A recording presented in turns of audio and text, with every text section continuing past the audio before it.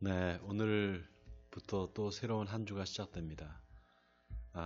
이번 주가 이제 사순절 다섯 번째 주간이고요. 사순절 다섯 번째 주간이 지나면 그 다음 주가 이제 종료주일입니다. 주님께서 정말 그 십자가의 고난을 받으시기 위해서 이제 예루살렘으로 입성하시는 그 주간이 바로 종료주간이죠. 그러고 난 다음에 이제 고난 주간이 시작돼요. 그렇게 주님의 그 십자가의 고난이 본격적으로 시작되고 이제 3주차의 고난 주간이 끝나고 나면 이제 부활절이 됩니다. 주님께서 십자가를 지고 골고다 언덕을 가시기까지 주님은 당신이 어떻게 죽게 될 것을 미리 다 아셨습니다. 그럼에도 불구하고 예루살렘으로 이제 입성하시고 그 자기를 죽이려고 하는 바리새인들과 서기관들 그들 앞에 이제 나타나시는 겁니다. 여러분 이 고난 주간을 통해서 우리 성도들이 예수님의 고난에 동참하고 또 참여하는 그런 경건한 시간을 갖기를 원합니다. 왜 그런가 하면 주님은 십자가의 고난을 통해서 우리 모든 죄를 사해 주시고 우리를 하나님의 자녀로 삼아 주셨기 때문입니다. 바로 그 고난에 동참하는 것이 주님과의 인격적인 만남을 가능케 하는 것이고요. 그리고 또 그 주님과 함께 참으로 고난을 함께 할 때 비로소 부활의 영광도 같이 누리게 되는 것입니다. 원하게는 여러분 이번 한 주도 주님 말씀 안에서 경건한 삶을 사시고 주님께 영광을 돌리는 한 주를 사시기를 먼저 주님의 이름으로 축원을 드립니다. 자, 오늘 예레미야 50장을 할 차례인데요. 예레미야 50장은 하나님께서 바벨론을 어떻게 심판하실 것인가, 바벨론에 대한 심판의 경고의 말씀을 담고 있습니다. 하나님께서 유다 백성들, 하나님의 백성들을 치기 위한 징계의 회초리로 바벨론을 사용하셨습니다. 그런데 이 징계의 회초리인 바벨론이 교만하여져서 정말 그 하나님의 자녀들, 하나님의 백성들을 아예 멸절시키려고 하고 자기들이 교만해져서 하나님께서 맡기신 그 사명을 더 초과해서 더 악행을 이제 저지르고 이스라엘 백성들을 못 살게 그렇습니다. 결국 하나님께서 그 징계의 회초리인 바벨론을 꺾으시겠다는 거죠. 자, 오늘 1절부터 우리 함께 볼 텐데요. 50장이 46절까지 있습니다. 그래서 다 읽지는 못하고요. 중간중간에 중요한 부분만 읽고 또 넘어가도록 하겠습니다. 먼저 1절을 보시기 바랍니다. 여호와께서 선지자 예레미야에게 바벨론과 갈대아 사람의 땅에 대하여 하신 말씀이라. 너희는 나라들 가운데 전파하라. 공포하라. 깃발을 세우라. 숨김이 없이 공포하이르라. 바벨론이 함락되고 벨이 수치를 당하며 무로닥이 부스러지며 그 신상들은 수치를 당하며 우상들은 부서진다 하라.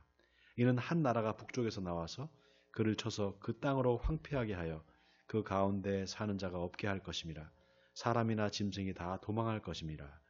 여호와의 말씀이니라. 그날 그때 이스라엘 자손이 돌아오며 유다 자손도 함께 돌아오되 그들이 울면서 그 길을 가며 그의 하나님 여호와께 구할 것이며 그들이 그 얼굴을 시온으로 향하여 그 길을 물으며 말하기를 너희는 오라 잊을 수 없는 영원한 언약으로 여호와와 연합하라 하리라. 네, 하나님께서 바벨론의 멸망을 말씀하시면서 북방에서 한 민족이 일어날 것이다 이렇게 말씀하십니다. 여러분 역사적으로 바벨론을 멸망시킨 나라가 있죠. 바로 메대와 바사입니다. 메대 파사라고 하죠. 그 메대인들이 세운 나라가 이제 메대고요. 바사인들이 세운 나라 바사라고 합니다. 근데 그 바사가 다른 말로 페르시아가 바로 그 바사입니다. 페르시아 제국에 의해서 이제 바벨론이 멸망을 당하죠. 자, 그런데 그 바벨론이 페르시아에 의해서 멸망당하고 난 다음에 페르시아의 고레스라는 그 왕이 있습니다. 페르시아 고레스 왕에 의해서 이제 바벨론의 포로로 잡혀갔던 이스라엘 백성들이 다시 이제 유다 땅으로 다시 돌아오게 되죠. 그게 그 바벨론을 멸망시킨 고레스 왕에 의해서, 고레스 칙령이라는 거에 의해서 이제 유다 땅으로 다시 돌아오게 됩니다. 그때가 이제 기원전 515년이 돼요.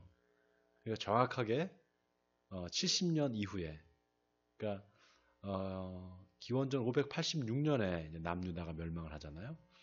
그리고 바로 70년 이후에 이제 515년에 수룹바벨 성전이 세워지죠. 유다인들이 제일 먼저 귀환해서 세운 것이 자기 집이 아니라 바로 성전이었습니다. 예루살렘 성전을 다시 재건한단 말이죠. 그게 바로 수룹바벨 성전입니다. 자, 조금 건너뛰어서 11절을 보겠습니다. 나의 소유를 노력하는 너희 자여, 너희가 즐거워하며 기뻐하고 타작하는 송아지같이 발굽을 구르며 군마같이 우는도다. 그러므로 너희의 어머니가 큰 수치를 당하리라.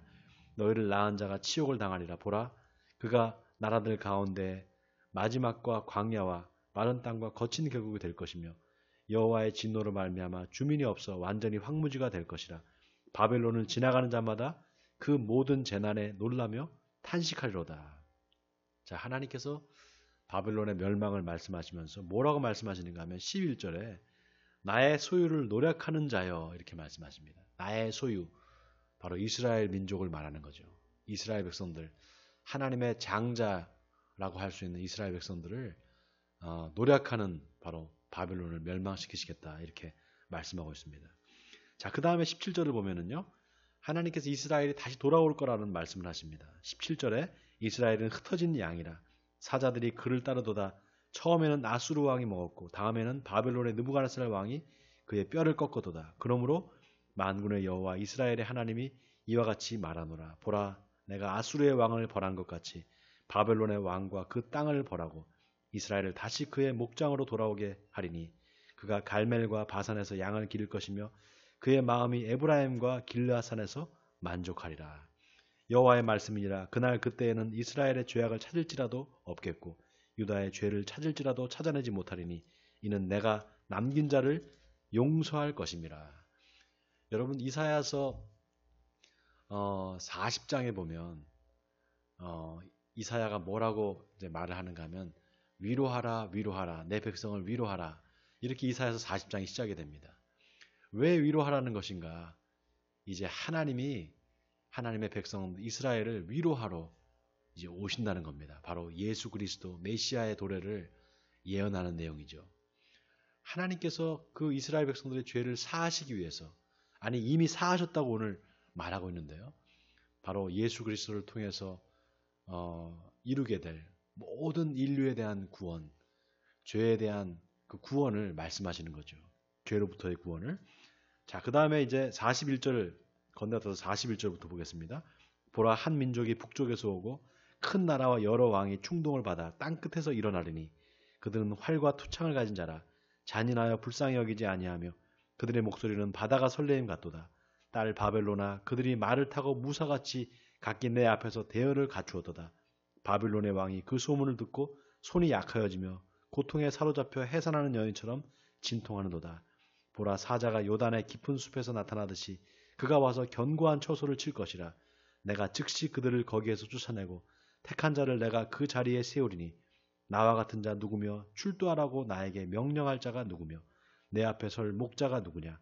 그런즉 바벨론에 대한 여호와의 계획과 갈대아 사람의 땅에 대하여 품은 여호와의 생각을 들으라. 양떼의 어린 것들을 그들이 반드시 끌어가고 그들의 초장을 황폐하게 하리니 바벨론이 약탈당하는 소리에 땅이 진동하며 그 부르짖음이 나라들 가운데 들리리라 하시도다. 네, 여러분, 하나님께서 정말 그 바벨론을, 이스라엘을, 자기 백성 하나님의 자녀들을 징계하고 훈련하는, 훈계하는 회초리로 사용하셨다가 그 회초리가 교만해지니까 그 회초리를 꺾어버리시는, 정말 그 하나님의 놀라운 섭리를 우리가 여기서 보게 됩니다. 하나님은요, 정말 그 하나님께서는 당신의 백성들, 하나님께서 선택하신 자녀들을 끝까지 인도하십니다. 어떻게 인도하시는가? 하나님께서 기뻐하시는 자들로, 하나님께서 정말 정금같이 그들의 믿음을 바꿔주셔서 정말 순종하는 백성들로, 하나님을 철저히 믿는 자녀들로 그렇게 바꿔주십니다. 그러기 위해서 이스라엘 백성들을 훈계하시기도 하는데, 그 훈계에 참 이스라엘 백성들이 고난을 받기도 하고 또 어려움을 겪기도 하지만, 결국에 가서 하나님께서 그 이스라엘 백성들을 이제 정금같이 그 믿음에서 나오게 하신다는 것. 여러분, 우리가 이거를 기억해야 될 줄 믿습니다.